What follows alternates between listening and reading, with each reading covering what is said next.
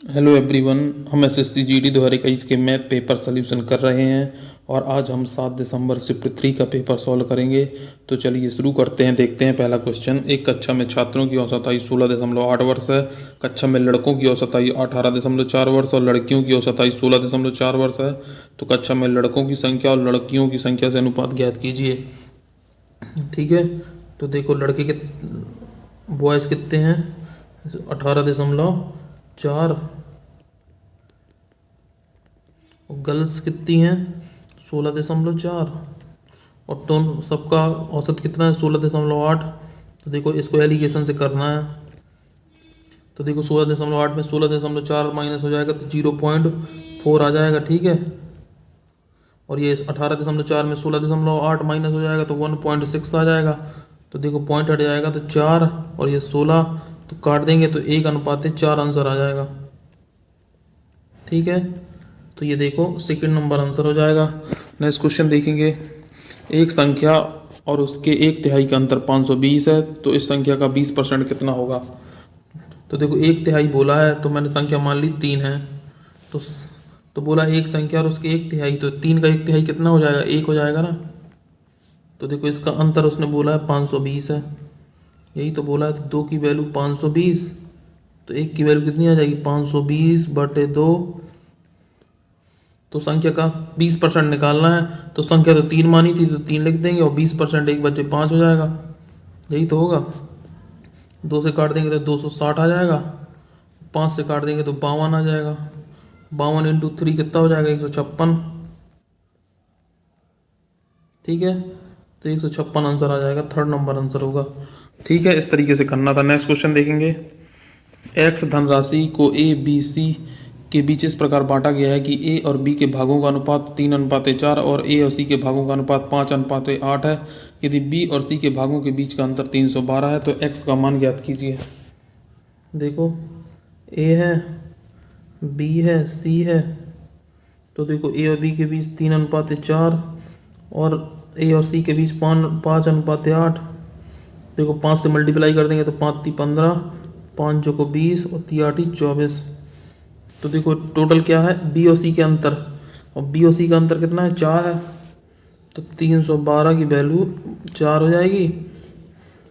तो क्या निकालना है, एक्स का मान निकालना है। तो देखो कितना है, 20, 15, 35 और 24, 59 आ जाएगा। तो 4 से काट देंगे तो कितना आएगा, ये आएगा 4×7 = 28, 4×32 = 78 आएगा। तो 78 गुणे 59 कर लेंगे। देखो गुणा कर देंगे, 59 इंटू 8 कितना हो जाएगा, 8×9 = 72, 8×5 = 40, 4×44। तो देख 4×47 हो जाएगा, तो 7×47 हासिल आ जाएगी। 59 इंटू 7 कितना हो जाएगा, 7×9 = 63 और 7×5 = 413, 413, 7×20 = 460 हो जाएगा। तो देखो ये कौन सा आंसर होगा, ये फोर्थ नंबर आंसर होगा, 4602। नेक्स्ट क्वेश्चन देखेंगे। दो संख्याओं का लघुत्तम समापवर्तक और महत्तम समापवर्तक क्रमशः 210 और 5 है। यदि दोनों संख्याओं में से एक संख्या 30 है तो दूसरी संख्या कौन सी है। तो इसका डायरेक्ट फॉर्मूला होता है LCM इंटू SCF बराबर N1 इंटू N2। तो LCM कितना है, 210, SCF कितना है, 5। एक संख्या 30, दूसरी संख्या N2। 3 से काट देंगे तो 7 21, तो N2 कितना आ जाएगा, 35। ठीक है, तो थर्ड नंबर आंसर हो जाएगा। नेक्स्ट क्वेश्चन देखेंगे। एक समूह में 35 छात्रों की औसत ऊंचाई 156 सेंटीमीटर है। यदि 154.5 सेंटीमीटर औसत ऊंचाई वाले 8 छात्र समूह से निकल जाते हैं और 158 सेंटीमीटर औसत ऊंचाई वाले 13 छात्र समूह में शामिल हो जाते हैं, तो अब समूह में सभी छात्रों की औसत ऊंचाई कितनी होगी। तो देखो इसको मैं डेविएशन मेथड से करूँगा। इसने क्या बोला, 35 छात्रों का औसत कितना है, 156 है। ठीक है, 154.5 मतलब ये औसत से कितना कम लेके जाते हैं, 1.5 कम लेके जाते हैं। तो देखो ये ज़्यादा हो जाएगा ना औसत से। यदि ये 156 वाले जाते तो कोई चेंज नहीं होता, पर ये 154.5 मतलब औसत से कम वाले गए हैं। और कितने लोग गए हैं, 8 लोग गए हैं। ठीक है, अब बोला 158 सेंटीमीटर औसत ऊंचाई वाले 13 छात्र समूह में शामिल हो जाते हैं। तो पहले औसत कितना था 156, 158 औसत ऊंचाई वाले जाते हैं, तो ये दो लेके आ जाते हैं, ठीक है। मतलब ये 13 समूह में आ रहे हैं, तो लेके आ रहे हैं दो ज़्यादा। कितने लोगों का लेके आ रहे हैं? 13 लोगों का। तो 12, 15 8 120 और 13 दूनी 26, तो 36 हो जाएगा। पहले कितने छात्र थे? 35 छात्र थे, 8 चले गए और प्लस 13 आ गए, तो 35 में 8 गएगा तो 27, 13 40 हो जाएगा। तो 40 छात्र हो जाएंगे और उनका औसत 36 बढ़ रहा है, ठीक है। कितना बढ़ रहा है? 36 क्यों? 38 बढ़ रहा है, ठीक है। 12 26 38 होता है, तो 156, तो 0.9, 40 पंचे 200, तो 156.95 आंसर आ जाएगा, ठीक है।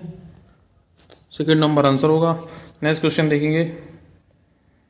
दो वस्तुएं ए और बी का क्रय मूल्य 5:4 के अनुपात में है। इन वस्तु को बेचते समय दुकानदार को वस्तु ए पर 10% का लाभ होता है, वस्तु बी पर 20% का लाभ होता है। उनके विक्रय मूल्य का अंतर 560 है, तो वस्तु ए और बी के क्रय मूल्य का योग कितना होगा?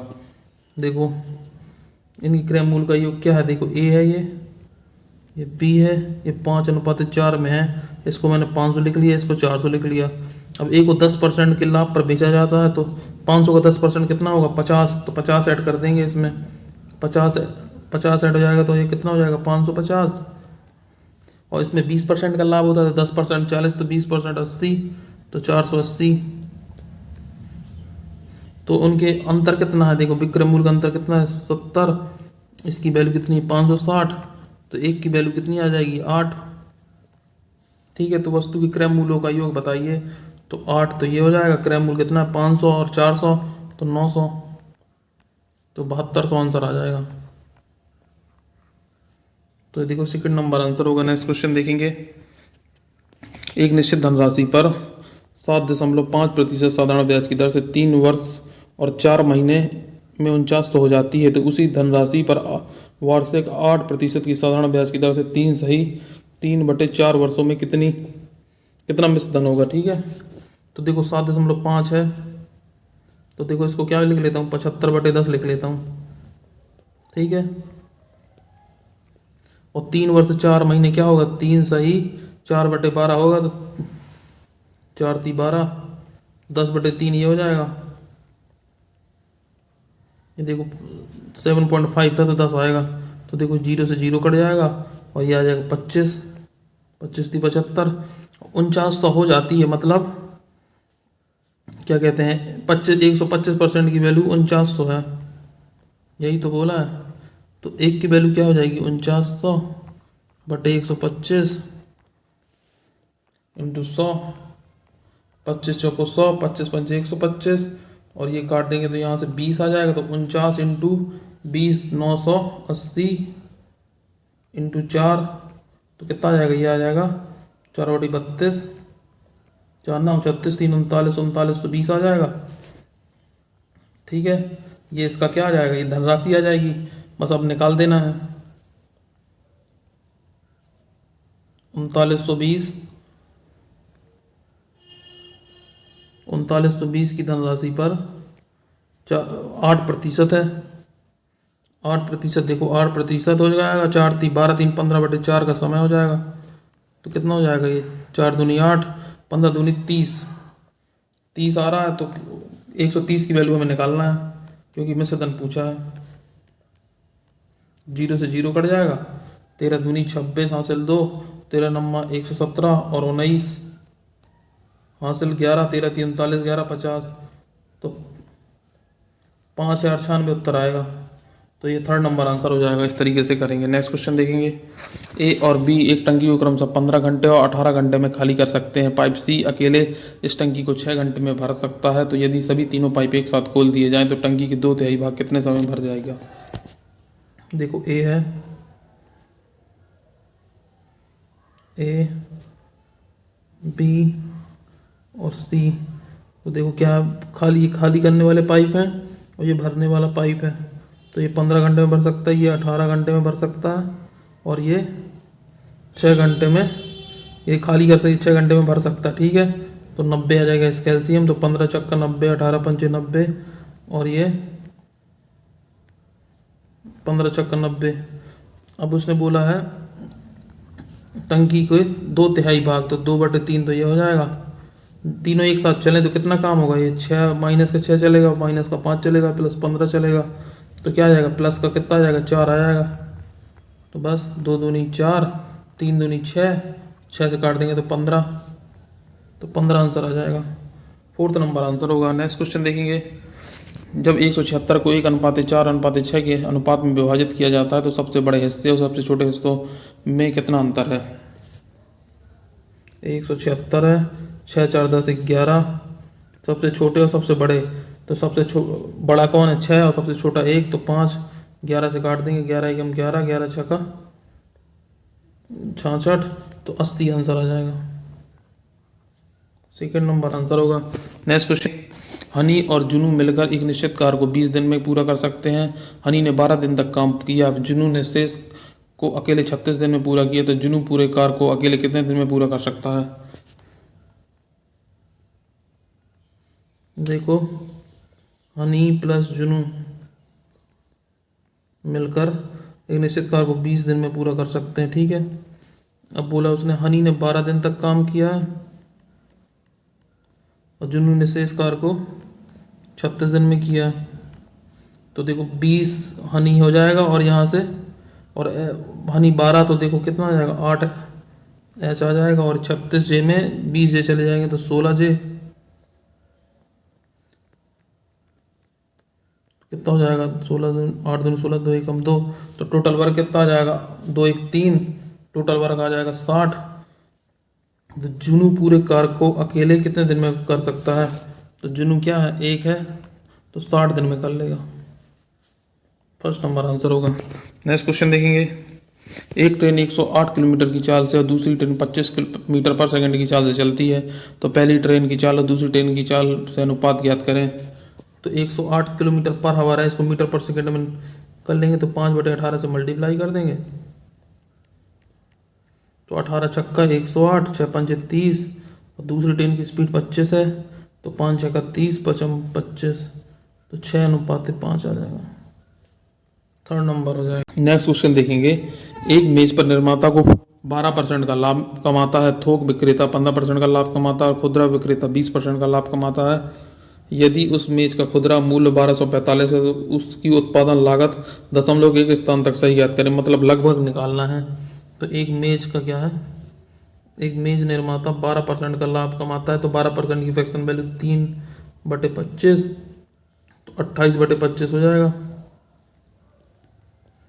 और 15% का लाभ हो जाता है तो 3/20, तो 23/20 हो जाएगा, और 6/5 हो जाएगा। 15% का 20% का लाभ कमाता है तो कितने का, 1245 का। अब देखो इसको मुझे पॉइंट में निकालना है, तो यदि मैं 23 का भाग देता हूँ तो देखो 23 पंचे कितना हो जाएगा, 23 पंचे 115, 9 बचेगा तो 95 आएगा। यदि मैं इसको 2 लिख लेता हूँ क्योंकि इसको हमें लगभग में निकालना है, तो 2 कर लो, तो 23 चौको 92, ठीक है, और ये 6×54, ठीक है, और इधर से क्या आ जाएगा, इधर से आ जाएगा 10, उधर से आ जाएगा 14, ठीक है, तो कितना हो 125, 125 × 9/14, तो देखो 0 9 5 45 5 4 9 2 18 4 22, और 9 1 9 2 11, 250 हो जाएगा 14। अब देखो 14 8 112 होता है, 0 लगाएंगे। अब देखो कौन सा ऑप्शन आ रहा है, पॉइंट में आएगा, तो ये वाला आएगा, क्योंकि 800 से तो ज़्यादा आ ही रहा है, ये 800 पॉइंट में भी आना है, तो ये 805.5 आएगा, ठीक है। इस तरीके से करेंगे। मैंने इसको 45 को 42 कर लिया, इससे थोड़ा सा जल्दी हो गया बस। नेक्स्ट क्वेश्चन देखेंगे। एक दुकानदार 320 प्रति केजी और 240 रुपये प्रति केजी की कीमत वाली चाय की 2 किस्मों को 9:11 के अनुपात में मिलाता है। यदि वह इस मिश्रण को 325.68 प्रति केजी की दर से बेचता तो उसका प्रतिशत लाभ ज्ञात करें। तो देखो 320 × 9 और 240 × 11 मिलाता है तो कितना हो जाएगा, 0 9 दूनी 18 9 3 27 1 28, 0 11 चौक 44 5 4 11 दूनी 22 26, तो कितना हो जाएगा 5520, उसका सीपी हो जाएगा। ठीक है, अब 325.68 बेचता है, कितना बेचता है 20 है, क्योंकि 11:9 के अनुपात में है। तो कितना हो जाएगा, ये हो जाएगा देखो 651.36, 2 8 16, 2 छक्का 12 13 जीरो। तो देखो 6513.60 का बेचा होगा उसने। तो देखो कितने का लाभ कमाएगा, 5520 माइनस करना है। तो देखो ये 0 6 3 11 में 2 गई 9 और 14 में 5 गई 9, 993.60 का लाभ होगा उसे। ठीक है, कितने में 5520 में। ठीक है, देखो 2 अंक के बाद दशमलव है तो ये 100 खत्म हो जाएगा, 0 से 0 कट जाएगा।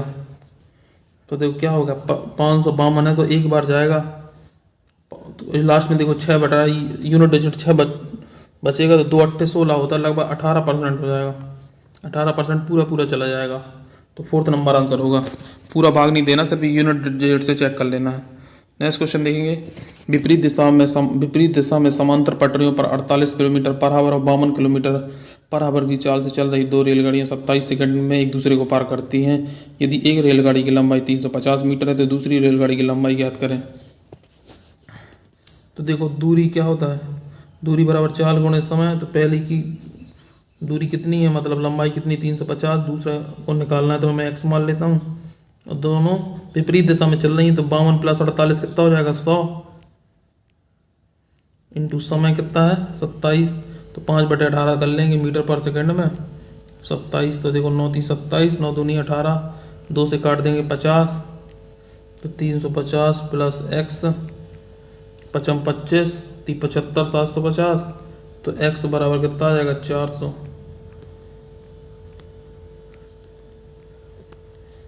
थर्ड नंबर आंसर हो जाएगा। इस तरीके से करेंगे। नेक्स्ट क्वेश्चन देखेंगे। 4 घनों जिनमें से प्रत्येक की भुजा की माप 8 सेंटीमीटर है, एक के बाद एक करके एक पंक्ति में व्यवस्थित किया जाता है। इस प्रकार निर्मित ठोस का कुल पृष्ठीय क्षेत्रफल ज्ञात करें। तो देखो 4 घनों को एक के साथ एक व्यवस्थित किया जाता है, तो 8 8 8 4 बार हो जाएगा। तो उसकी लंबाई कितनी हो जाएगी, उसकी लंबाई तो 32 हो जाएगी ना, क्योंकि वो एक घना बन जाएगा। ठीक है, और उसकी चौड़ाई कितनी होगी, वो तो 8 ही रहेगी, हाइट भी 8 रहेगी।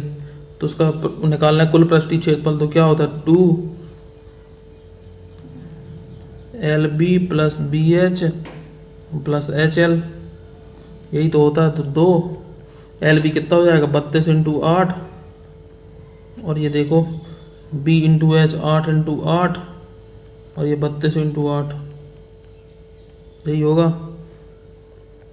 256 + 64 + 256, तो 512 + 64 576, तो 1152 आंसर आ जाएगा।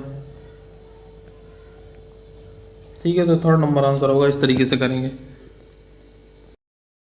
नेक्स्ट क्वेश्चन देखेंगे। एक वस्तु का अंकित मूल्य 760 है, ऑफ सीजन में इसे 722 में बेचा गया, तो वस्तु पर छूट का प्रतिशत ज्ञात करें। तो देखो MP कितना दिया है, MP दिया 760, और देखो 722 में बेचा गया, तो SP कितना दिया है 722 दिया है। तो कितने की छूट हो गई, 38 की छूट हो गई ना,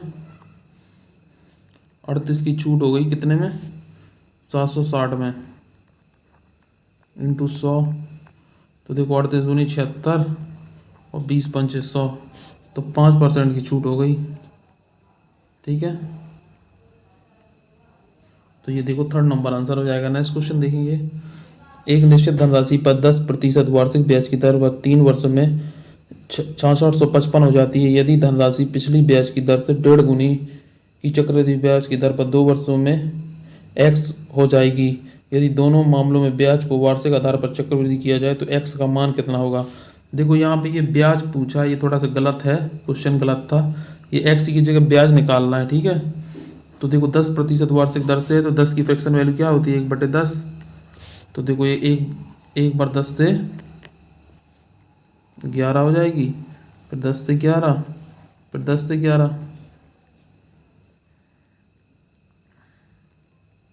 तो ये देखो 1000 हो जाएगा। ये 1331, 1331 की वैल्यू कितनी थी, ये 6855, 5 से काट तो 5 आ जाएगा, तो ये राशि कितनी आ जाएगी, 5000।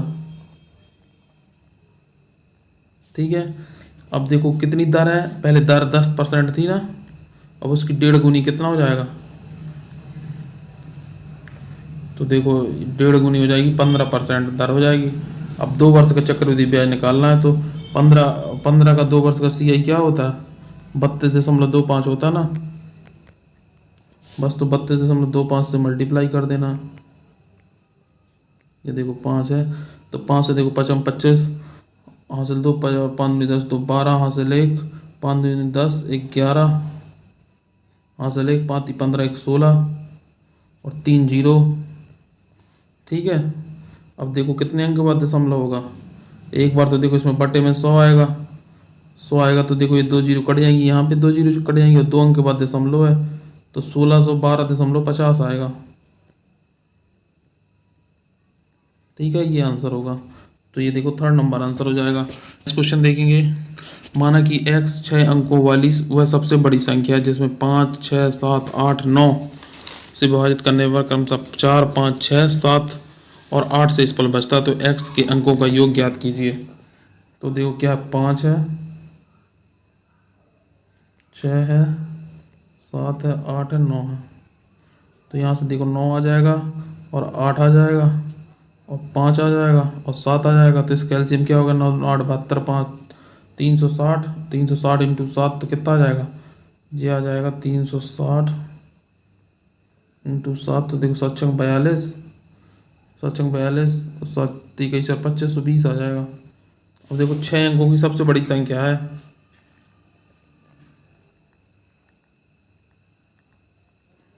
तो बस इसमें डिवाइड करना है, कितने का, 2520 का, तो एक बार काट देंगे तो कितना आएगा, 7560 आ जाएगा। तो कितना बचेगा, ये बचेगा 2439, एक बार फिर 9 नीचे आ जाएगा, तो ये देखो कितने बार जाएगा, 2520 है ना, तो ये 25 अट्ठे 200, 25 9 बार चला जाएगा, कितना आएगा 200 9 बार, तो देखो 226 8 जीरो आ जाएगा, तो कितना बचेगा, 9 9 में 8 गई, 9 बचेगा, 9 में 8 गई 1 और 13 में 6 गई 7 और 3 में 1 गई 2, 3 में 2 गई 1, फिर करेंगे तो कितना आएगा, ये देखो 25 छक्का 150 होता है, तो 151 20 आ जाएगा, तो कितना बचेगा, ये बचेगा 2079। ठीक है, तो बस 9 9 में 4 5 6 2079 माइनस कर देना है, तो कितना बचेगा, ये बचेगा 0 2 9 7। ठीक है, अब देखो इसमें क्या डिफरेंस आ रहा था, 5 से 4 हो रही है, 6 से 5, 1 का डिफरेंस आ रहा है ना, 1 का डिफरेंस आ रहा था, तो 1 इसमें माइनस कर देंगे तो कितना आएगा, ये आएगा 9 और 10 में 1 गई, तो ये देखो ये 1 आ जाएगा, ये 9 ये 7 ये 9 और ये 9, तो कितना इनका अंकों का योग क्या हो जाएगा, 9 दूनी 18 7 25 25 9 34 35 9 44। ठीक है, तो ये फोर्थ नंबर आंसर हो जाएगा। नेक्स्ट क्वेश्चन के, सरिता को 720 अंक अर्जित करने की उम्मीद थी लेकिन 675 अंक मिले, उसने जो उम्मीद की थी उसमें 5% कम अंक मिले।